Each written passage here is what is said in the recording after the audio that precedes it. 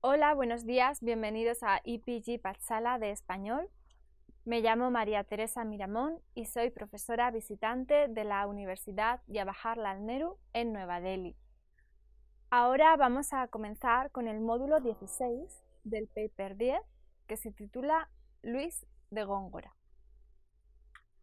Don Luis de Góngora y Argote, de 1561 a 1627, es el poeta español que mejor asimila todas las características del culteranismo y lleva a la poesía a las más altas categorías de la estética. Él era una personalidad muy discutida, admirado por muchos, censurado por otros y, junto a Lope de Vega y Francisco de Quevedo, forma la trilogía lírica de su siglo. Nació en Córdoba en el año 1561. Era hijo de Francisco de Argot y doña Leonor de Góngora. Su padre era juez de los bienes confiscados durante la Inquisición y también tenía una reputación de ser un bibliófilo notable. Cuando tenía 15 años, Góngora fue a estudiar a Salamanca. En la universidad, que dejó 4 años después, en 1580, sin ningún grado, pero con muchas deudas, había desarrollado un gusto especial por la poesía, los devaneos amorosos y los juegos de azar, más que por los cánones y las leyes. Obtuvo un beneficio eclesiástico en Córdoba a causa de sus parientes cercanos y probablemente llegó al sacerdocio cuando tenía unos 24 años. En 1589 se le acusó de no asistir a los coros, hablar demasiado durante los oficios canónicos y entregarse a actividades profanas como la corrida de toros y los teatros. En 1589 se le acusó por no asistir a los coros, hablar demasiado durante los oficios canónicos y por entregarse a actividades profanas tales como las corridas de toros o los teatros.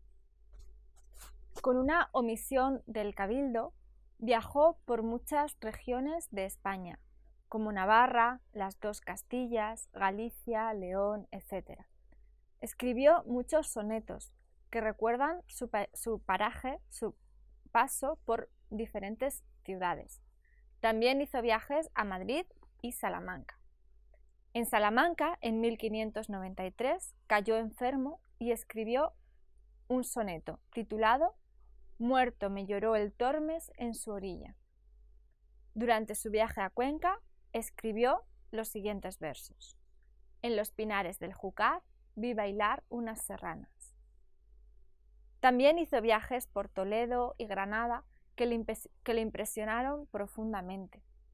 Góngora nunca tenía recursos adecuados y estaba agobiado con muchas deudas, pero siempre sonaba con brillantez al lado de Lope y los grandes nombres de su época. En 1612 obtuvo, por mediación del duque de Lerma, una capellanía de honor de Felipe III. Le pagaría el favor al duque dedicándole varias poesías, como el panegírico. Ganó fama en la corte debido a unos romances y sonetos suyos que figuran en la Flor de Romances Nuevos de Huesca en 1589. Y también en las Flores de Poetas Ilustres de 1605 de Pedro Espinosa. También circulaban en manuscritos su Polifemo y las Soledades. Escribió estos versos célebres cuando tenía que irse de Madrid después de una estancia de 12 años, porque su lenguaje mordaz y temperamento agrio no le ayudaron al hacer amigos, y dicen así: «Mal haya en que el que en señores idolatra y en Madrid desperdicia sus dineros». Atrajo su personalidad mucha crítica, con importantes personas de la corte como el poeta Quevedo, aunque sostenía el criticismo de Lope y muchas veces triunfó sobre él debido a su ingenio satírico. Góngora tuvo una enfermedad durante su niñez. Probablemente fue arteriosclerosis prematura, pero sus manifestaciones llegaron a ser aparentes en 1609. A los 50 años se hizo sacerdote y en su juventud tuvo relaciones amorosas con una dama incógnita.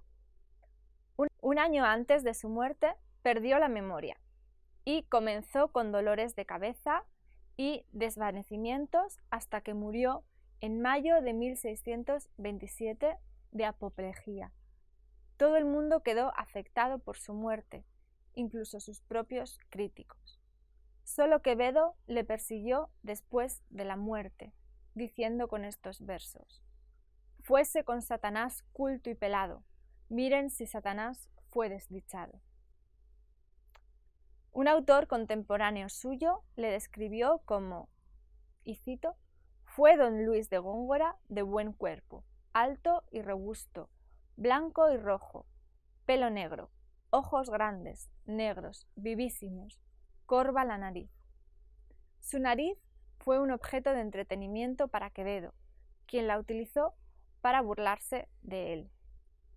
Algunos críticos no literarios han dicho que su nariz es prueba de que tenía ascendencia crítica, y siguiendo este argumento, otros establecen que su ascendencia judía es testimonio del hecho de que el período barroco tenía un fondo semítico. Al respecto, dice lo siguiente Roca Franquesa: «El retrato que de él se conserva nos revela un hombre de frente alargada, nariz aguileña, boca grande, sumida y pronta a la mordacidad y la maledicencia.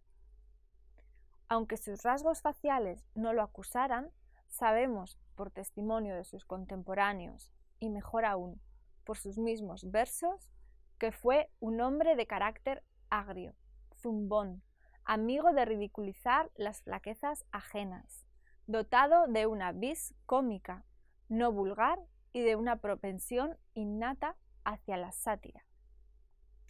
Góngora tenía un ingenio privilegiado, es decir, entre 14.000 estudiantes en la Universidad de Salamanca, según su biógrafo Pellicer, destacaba por su agudeza. Su temperamento y habilidad son responsables de su producción literaria, que tiene un carácter burlesco con expresiones grotescas, groseras e incluso obscenas. El lado negativo de Góngora nos muestra un hombre vano, como testigua en su respuesta de la que le escribieron, del año 1603. Es una carta. También prefirió el apellido de su madre en lugar del de su padre. Y otro ejemplo de su orgullo desmedido. Artigas, su mejor biógrafo, dice que él era un hombre bilioso. Su sátira se describe como una picadura venenosa que podía ganarle puntos frente a Lope de Vega, pero que no servía para nada en frente de las palabras de Quevedo. Prefirió escribir letrillas ligeras y décimas, pero no podía sostener un trabajo voluminoso, como él bien sabía. En Salamanca desarrolló gran interés como estudiante por los clásicos grecolatinos que le empujaron hacia una tendencia de buscar la perfección y exquisitez formal. Tenía una afición honda por la música y podía tocar muchos instrumentos musicales. Se podía ver los efectos de su gusto musical en sus versos, especialmente en los de arte mayor. Respecto a su obra, Góngora estaba preparando una edición completa de sus obras antes de su muerte repentina en el año 1627. Pero sus obras ya eran bastante conocidas antes de ello. Como hemos dicho antes, el Polifemo y las Soledades estaban ya en circulación como manuscritos, y otras habían sido recogidas en colecciones como las de Moncayo y Espinosa, que contenían centenares de versos gongorinos. Juan López de Vicuña publicó la edición de sus obras más tarde, en el año de su muerte, en 1627, con el título de Obras en verso del Homero español. En 1633 las editó y mejoró Gonzalo de Hoces, y todas las publicaciones posteriores se basaron en esta obra de Hoces. En 1921 apareció la edición de Fouché de Vos, basada en el llamado manuscrito de Chacón. Chacón era un amigo de Góngora y también era señor de Polvoranca. Chacón quería regalar la edición suya al conde duque de Olivares y compiló cada manuscrito con mucho cuidado y delicadeza. Él mismo afirmó que para cada composición consultó al gran poeta mismo. Podemos fiarnos de su afirmación porque su edición manuscrita tiene la cronología exacta. Los críticos que han fechado las obras de Góngora dicen que no hay muchos errores en la edición de Chacón.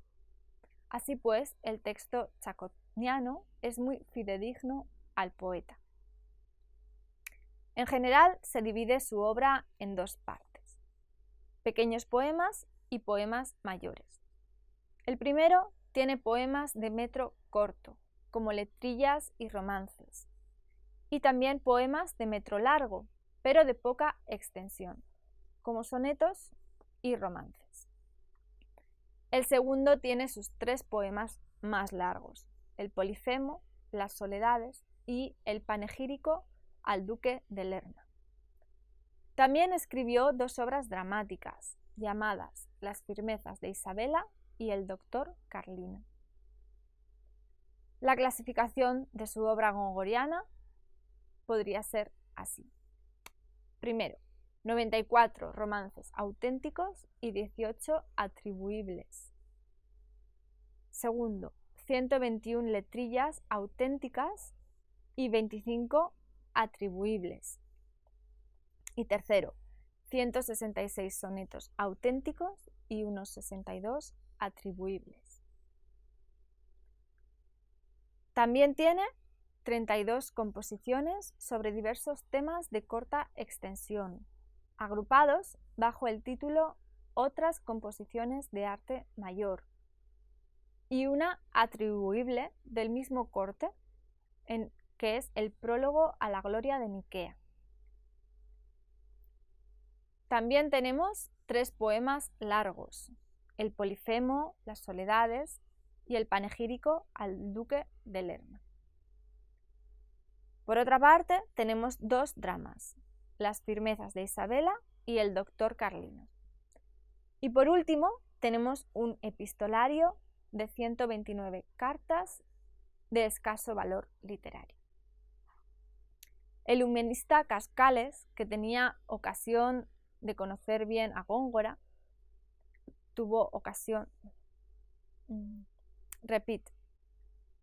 El humanista Cascales, que tuvo ocasión de conocer bien a Góngora, lo calificó como el príncipe de la luz y el príncipe de las tinieblas, refiriéndose a sus dos estilos o maneras de escribir, el culto y el tradicional.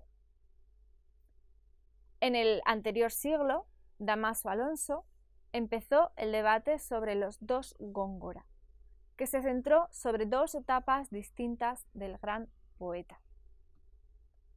Una etapa incluye el poeta sencillo, de metro corto, de letrillas, romances, claro y popular. La otra es la etapa del poeta oscuro, difícil de entender, extraño, quien escribió el Panegírico y las Soledades.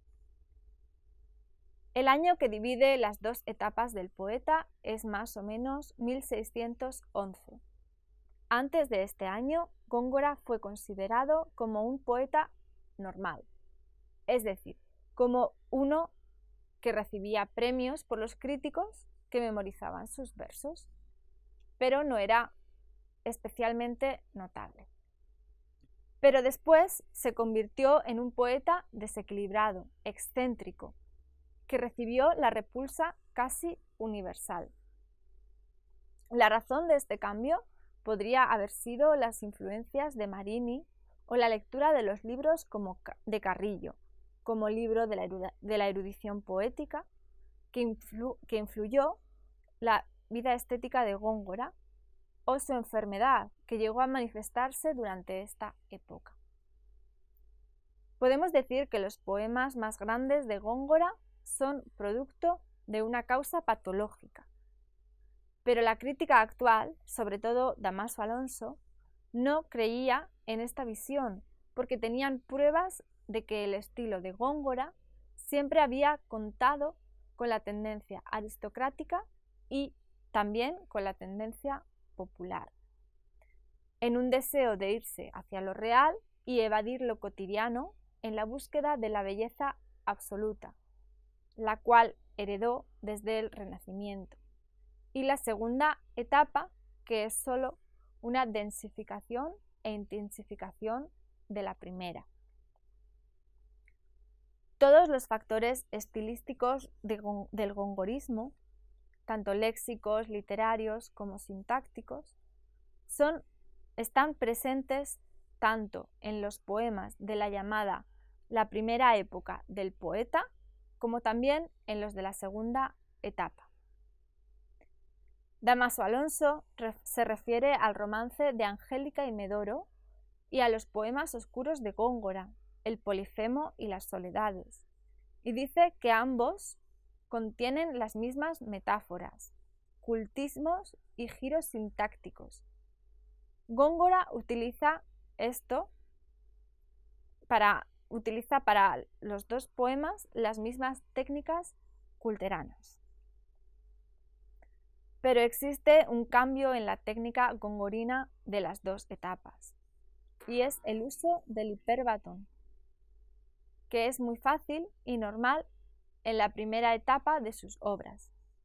Por eso los romances, como hemos mencionado, tienen más claridad, a pesar de los neologismos y metáforas de carácter difícil. En la segunda etapa, el hiperbatón se hace muy latino, de ahí la oscuridad de sus poemas, como en las Soledades. No podemos negar tampoco que no haya ningún cambio en la estructuración de la frase, de la sintaxis, en las dos etapas. Hasta la etapa de 1611, Góngora utiliza una estructura lógica y muy castellana en las frases. Luego cambia hacia algo muy anárquico y casi ininteligible. No obstante, el Góngora de las Soledades también es difícil de entender. De las composiciones gongorinas del arte menor, tenemos casi 200 conservados, que incluyen romances, letrillas y endechas. Góngora seguía escribiendo Góngora seguiría escribiendo estas composiciones durante casi toda su vida. Por ejemplo, la famosa endecha La más bella niña fue escrita en 1580 y la letrilla burlesca de Doña Menga, ¿de qué te ríes?, fue escrita en 1625. Lo mismo pasa también en sus romances. Su último romance fue escrito un año antes de su muerte, y estas composiciones han quedado salvadas de toda crítica adversa. Vamos a recitar uno de estos poemas. Servía en Orán al rey un español con 2 lanzas, y con el alma y la vida a una gallarda africana,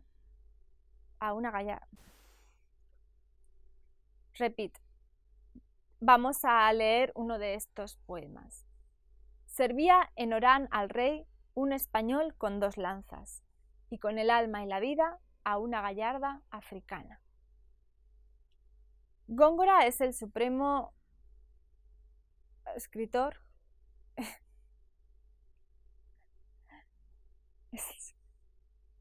Vale, perdón. Repito. Góngora es uno de los poetas más hábiles para escribir romances de todo tipo, tanto religiosos y moriscos como amorosos, burlescos, líricos, etc. También caballerescos, fronterizos, pastoriles. Sus letrillas también tienen el mismo donaire. Algunas de estas son los siguientes. Bien puede ser, ande yo caliente, dinero son calidad, etc. Con frecuencia desciende a las obscenidades, como en el poema Labré a mi despecho. En lo desgarrado del lenguaje a veces sigue a Quevedo y en ocasiones le alcanza. Sus villancicos, aunque no tan espontáneos como los de Lope, tienen una finura sorprendente. Caído se le ha un clavel hoy a la aurora del seno. Qué glorioso que está el heno, porque ha caído sobre él. Por otra parte, los sonetos gongorinos se consideran como los más bellos no solo en la literatura española, sino también en toda la literatura universal. La perfección formal que alcanza Góngora mediante estos sonetos es insuperable, pero carecen de la profundidad humana y el elemento íntimo.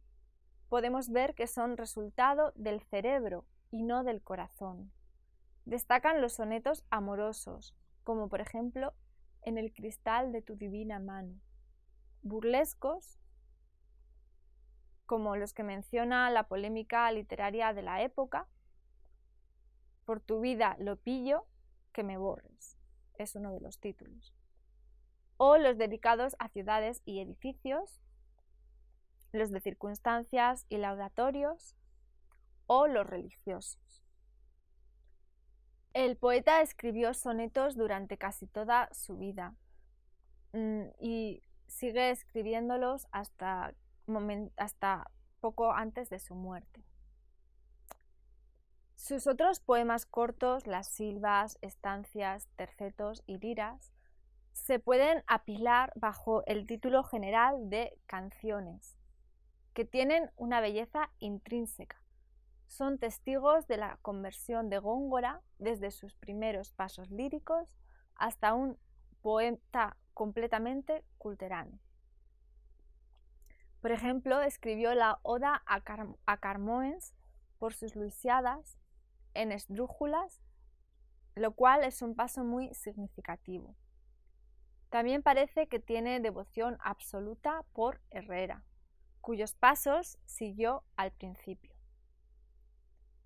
Su poema de la Armada, que fue a Inglaterra, canción escrita en el 88, y la dedicada a San Hermenegildo en 1590, señalan la máxima aproximación al estilo herreriano.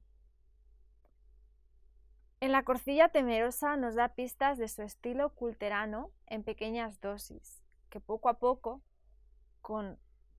donde las altas ruedas sobre trastes de aguijas, etc., va encargando de más juegos culteranos.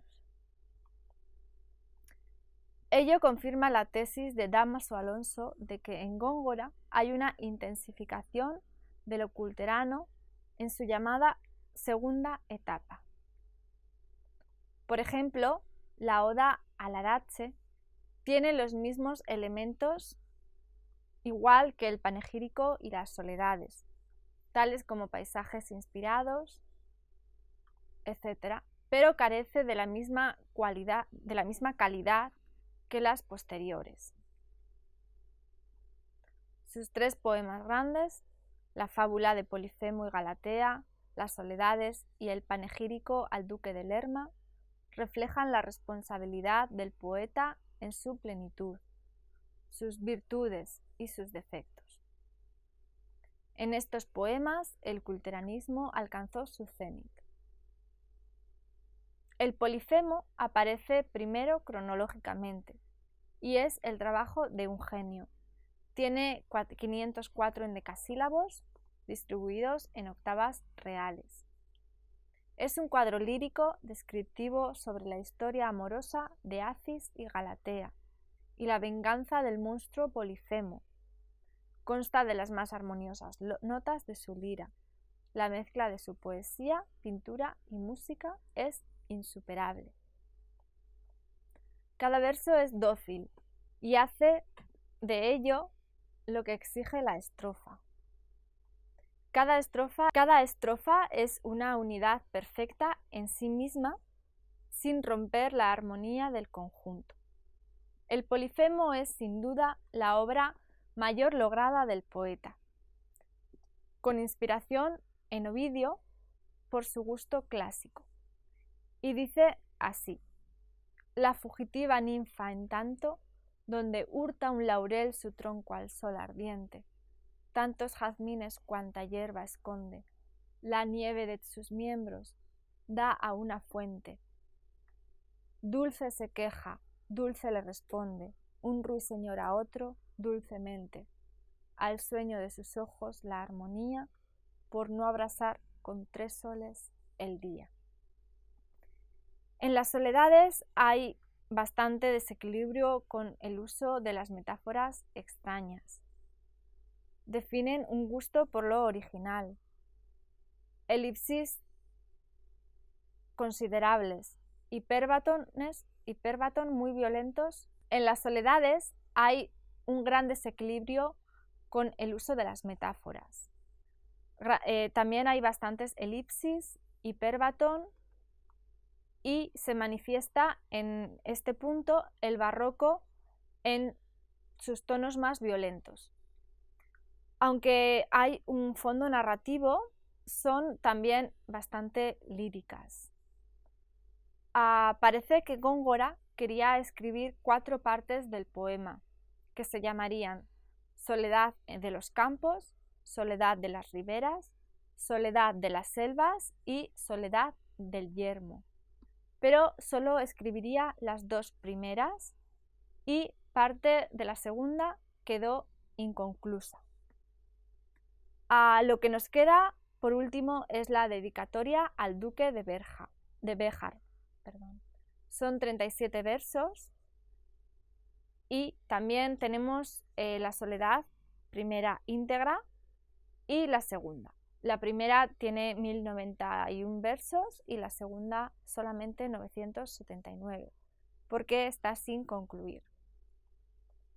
Tampoco tenemos la fecha exacta de su redacción, solo sabemos que la primera parte fue redactada antes de mayo de 1611, porque en esta fecha se la había enviado a su amigo Pedro de Valencia. El argumento es simple. Cierto joven, víctima de un naufragio, es arrojado por las olas a una playa desconocida. Tras una penosa ascensión, descubre una cabaña a la cual se acoge, siendo solícitamente atendido por sus moradores.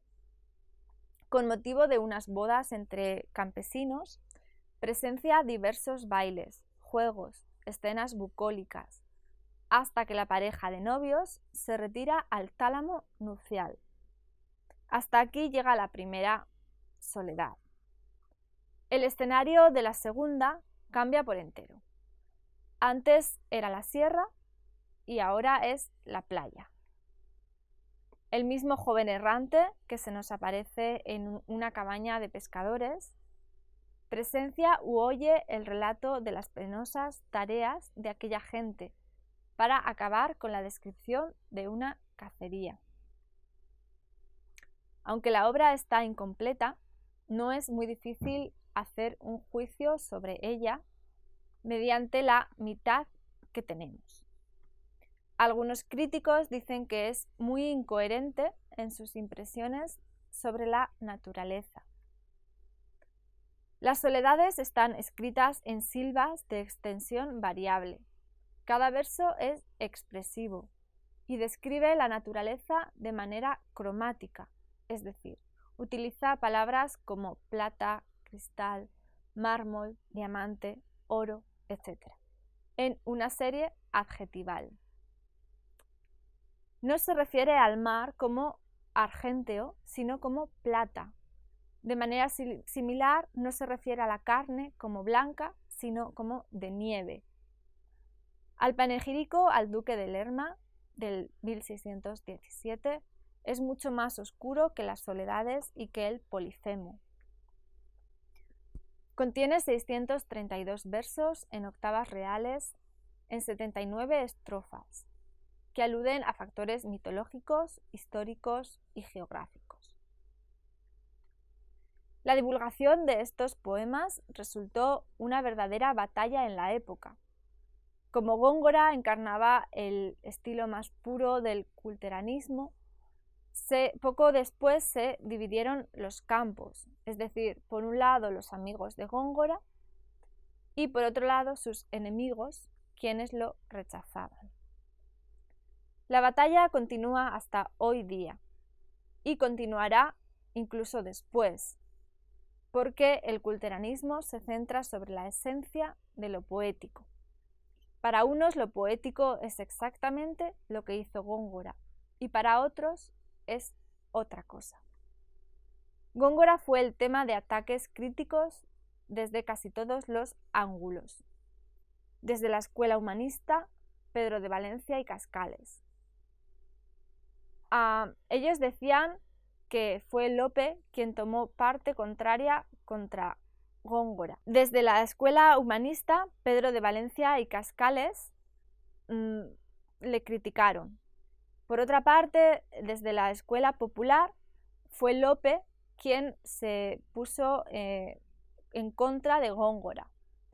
Por otra parte, Quevedo también le criticó en nombre de los conceptistas. Y, por último, en nombre de la escuela sevillana, fue Jáuregui quien le criticó. Pedro de Valencia era amigo de Góngora y éste le envió la primera parte de sus Soledades, buscando su consejo. Pedro de Valencia, aunque admirador de Góngora, no podía aceptar por todo el nuevo estilo culterano. Pedro de Valencia, aunque admirador de Góngora, tuvo sus más y sus menos para aceptar el nuevo estilo culterano. Dijo que era el pensamiento que tenía más importancia que la estructuración de las palabras. Es decir, él pensaba que las ideas tenían más importancia que las palabras, ¿no? Y esta es una de las principales características del culteranismo. De manera similar, Francisco de Cascales alabó a Góngora, pero al mismo tiempo decía que su lenguaje parecía todas las lenguas de Babel juntas. Los seguidores de Góngora decían que él no había hecho nada más que aplicar las leyes de la lengua latina al castellano. Cascales respondió diciendo que la lengua latina tenía su propio dialecto y estructura que no se podía aplicar al castellano. Jáuregui escribió un discurso poético en el que decía lo siguiente: hace una disección despiadada del nuevo estilo, pero sin nombrar a Góngora, en el que dice que la sencillez y la naturalidad deben definir la poesía. También escribió el antídoto contra las Soledades, en el que afirma que la concepción y producción del poema debe tener tres partes: alma, asunto o contenido y adorno. El culteranismo, por su parte, solo propone el adorno, pero tal poesía culterana no tiene alma ni pensamiento, por tanto no tiene ningún valor, según este autor. El culteranismo, por su parte, solo propone. El ataque más cruel venía de parte de Quevedo, quien escribió La Perinola, La culta latiniparla, La aguja de navegar cultos y muchos otros romances y letrillas para el propósito único de criticar a Góngora y sus seguidores. También en forma indirecta, con la publicación de las obras de Fray Luis de León, realizó el mismo objetivo contra el culteranismo. También hubo muchos que salieron en defensa de Góngora y su estilo, algunos amigos y otros verdaderos seguidores.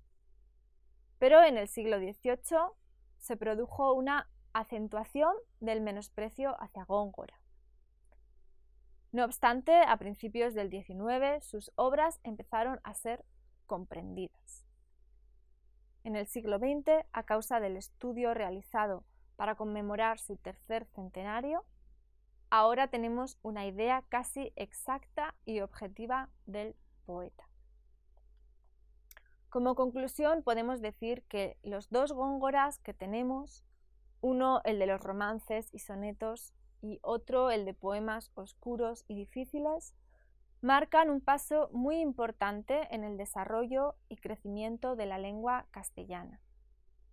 Nunca podemos realizar un estudio del castellano sin tener en cuenta que Góngora merece el mismo respeto que Lope de Vega, Quevedo, Garcilaso de la Vega y tantos otros en el campo del lirismo.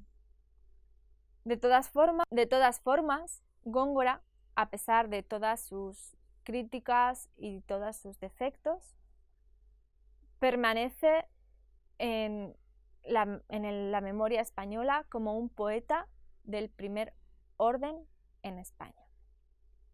Y eso es todo en el módulo sobre Góngora y su poesía. Muchas gracias.